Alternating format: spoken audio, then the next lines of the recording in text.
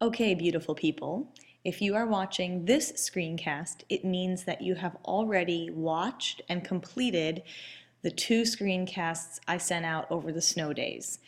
The one that asked you to brainstorm counter arguments and the one that asked you to brainstorm all the ways that you would refute those counter arguments. If you've done both of those things, you're ready to move on to today. So the focus of our lesson today is to look more closely at the audience our editorial is intended to persuade. And we're going to use what we know about the audience to choose the arguments and the evidence that are going to be the best for our editorial. So step number one is to, one more time, identify the question that you're asking in your editorial, your position on the issue, and who your target audience is. So you can see here on my screen that my question for my editorial is, should student feedback be included in teachers' performance evaluations? My position on that issue is yes, they should.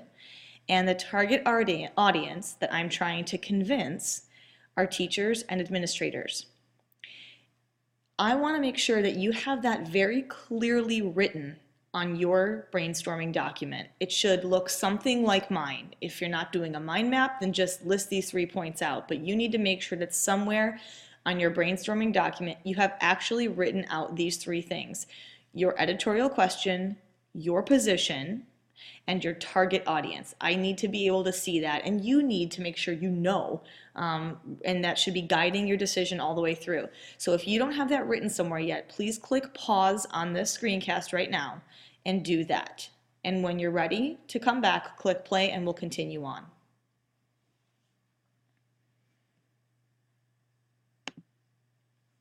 Okay, now that I have my audience clearly identified, I need to brainstorm everything I know about them.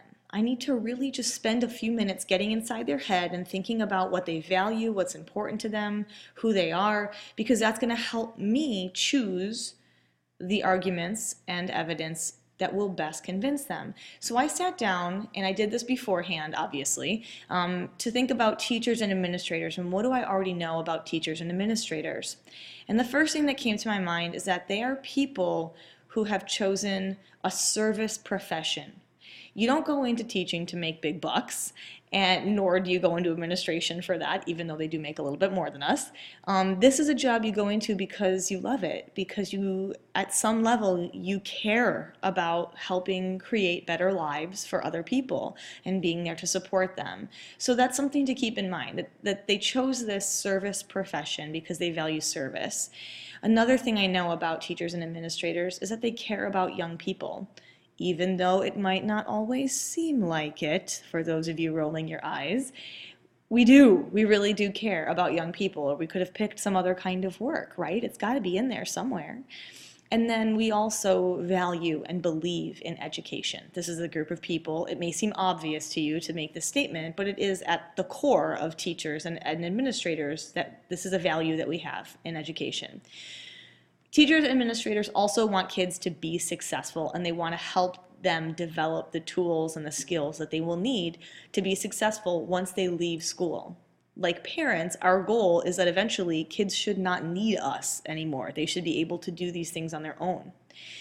Also, teachers and administrators usually work more hours when school is done. This is not a job that is done when the technical hours of the workday are done. Many teachers and administrators take work home with them, work on the weekends, so they're putting a lot of time into this job.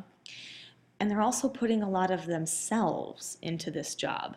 And that makes it personal, which can make criticism delicate, because many people do feel like this is a part of who they are. They take it personally. They also are people, and this is not just only true for teachers and administrators, it's true for many jobs, but they need to keep changing. They're constantly being asked to change and evolve, whether that's using new technology or whether that's even like educational theory and best practices change over time with research and experience. And finally, teachers and administrators have lots of critics. There are a lot of people out there who think we should be doing things better or differently, and they feel very comfortable letting us know. So there's also a lot of criticism that comes with our job, and I think in part that's because we're teaching people's children, and it's an emotional thing. People want the best for their kids, and they're very critical if they don't think they're getting what they want. So it's an important part of it too.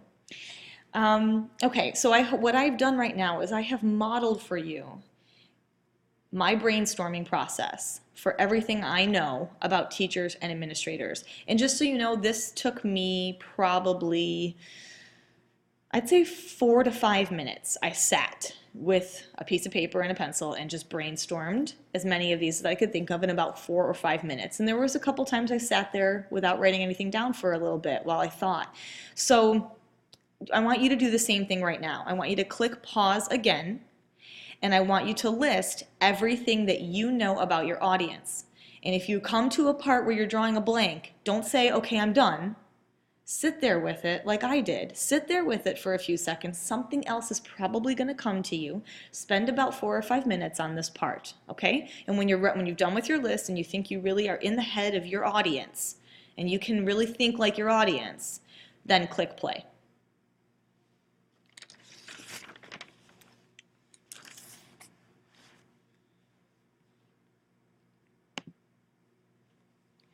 Okay, so now that you're back, we're going to take what we know about our audience, and in this case, I'm going to model it for you using my audience of everything I know about teachers and administrators. And now I'm going to go back to my brainstorming list, and I'm going to look at all of my supporting arguments and my counter arguments, and I'm going to model for you my thought process and how I kind of weed it down and make my selection and choose. If you look at my brainstorming document, there are a lot of supporting arguments here, and I have 2 counter arguments and ways to refute them. That's a lot of information. In fact, that's too much information for an editorial. If you remember, our editorials were about 1 page long. And so this is going to be too much. I need to kind of narrow it down. It was important for me to brainstorm all of these, though. It's important to get as much down as you can because it helps you understand your topic and your audience and what people think about this, and really helps you get clear on your position. But now we have to choose the ones that are the most convincing to my audience, and that's what I just want. I'm going to keep saying that. You have to keep that in mind. It's not what's most convincing to you. You're not trying to convince yourself. You already have a position. You want to convince people who currently disagree with you to agree with you. So we got to keep them in mind. So let's come over and take a look at my supporting arguments that I brainstormed. One of them here is that allowing kids to have a voice in teacher evaluation processes will empower them. When a student is given a voice in the evaluation process, it sends the message that they are empowered to affect change in their lives. They are no longer helpless and left to, quote, learn how to deal with it. The message we send kids is that you can and you should speak up to make a situation better. And if we go back to my list of what I know about teachers and administrators, this really jumps out at me. When I think about that supporting argument, and I said teachers and administrators, in the end, they want kids to be successful. They want them to go out there and be able to be successful in life after school is over, when we're no longer there to help them. And I think that this supporting argument really speaks to that. That's something that teachers and educators value, and I don't think anyone would disagree with the fact that we want to empower our students to have a voice and realize they can make a situation better. That's a life skill. So this one's looking pretty good to me right now.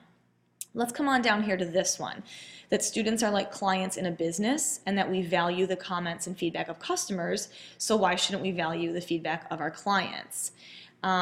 This one, we talked about over here a little bit more information that if we catch problems with our teaching early, we can make our teaching better. Kind of just like if we have a business that's not doing so well, we would hope that the business would utilize our feedback to improve.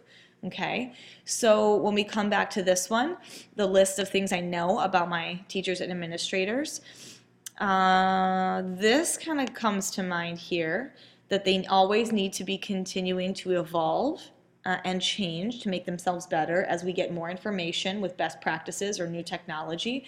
So this one speaks to that particular value. Let's look at this third one. Students have the most complete picture of the teacher because they see them perform daily. God, this is really, I feel like this one is so strong. I mean, if this was the first one I ever thought of. It's kind of what inspired me to do this editorial topic, so I really have a strong place in my heart for this argument, but let's just make sure it's actually going to be convincing to my audience, because it's so convincing to me. I just want to make sure it's convincing to them. When we look over here with a little bit more detail, I added, administrators and parents visit the classroom, but they do it rarely. And when they do it, teachers and kids are really on their best behavior. And so that makes it really hard to evaluate the day-to-day atmosphere of the class unless you're there.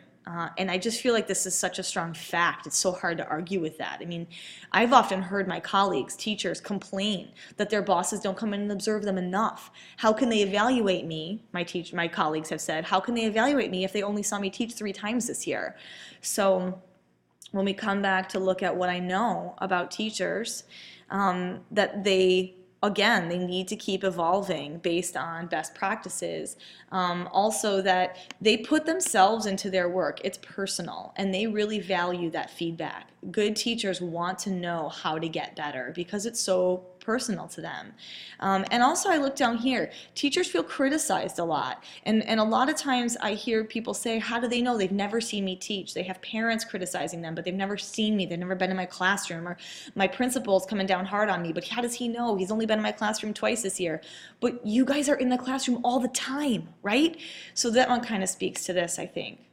Also, we look down here at teachers being motivated to perform better if they know their students are watching them really closely. This one makes me a little uncomfortable. I feel like, while I can understand this, and it is a supporting argument, I feel like it's almost playing on teachers' fears. So it's kind of like trying to motivate through fear. And I'm not sure that that would be the most convincing to my audience. I don't know that that would make teachers agree with me if I said, well, you know, you'd probably do better if you were like worried because your kids were going to be having a voice and they'd be there in front of you every day. I don't think fear is a really strong motivator, so I'm kind of leaning away from this one right now. Let's look down here at this one. If students could have a voice in teacher evaluation, schools would have an idea of what qualities students value in their teachers, and this could inform hiring decisions. This is kind of a different take. This is different than some of what my other arguments are, and there may be some value in that. It gives me some diversity in my supporting arguments. And if you come over here to look at just some extra information, it says that the hiring the best applicant is challenging. It's hard to make hiring decisions. You've just got a couple interviews and some resumes.